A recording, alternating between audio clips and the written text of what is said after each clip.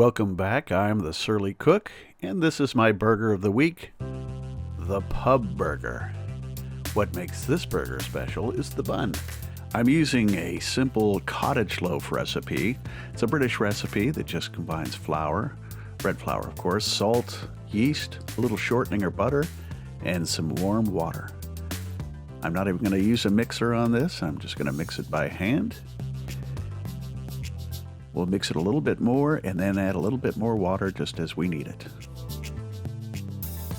Once it starts to come together, we put it out on a lightly floured board, and I'm going to knead it by hand for about 5 or 6 minutes. Once it's fully kneaded, I'll turn it into a lightly oiled bowl, cover it, and let it rise for about an hour or an hour and a half until it's doubled. Meanwhile, onto the pub sauce. This is mayonnaise, soy sauce, Worcestershire, a little brown sugar, believe it or not, and some garlic. And then we'll just give it a quick stir. See how quick that was? We'll cover that and put it in the fridge while the burgers are being made. Now the dough is risen, and I'm going to lightly flour the board again, form a log, and then slice it into about 10 pieces.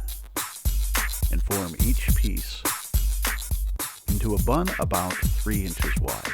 I'm going to lightly flour them, cover them, and let them rise for another 40 minutes or so, and that's what they look like. Here's the finished product. There's the bun with the pub sauce, and now the burger with a big fat slice of tomato. It's going to be delicious. So if you'd like to learn more about this recipe, go over to thesurlycook.com, and if you like this video, please feel free to hit like and subscribe to our channel. That's it for today. Now get out of my kitchen.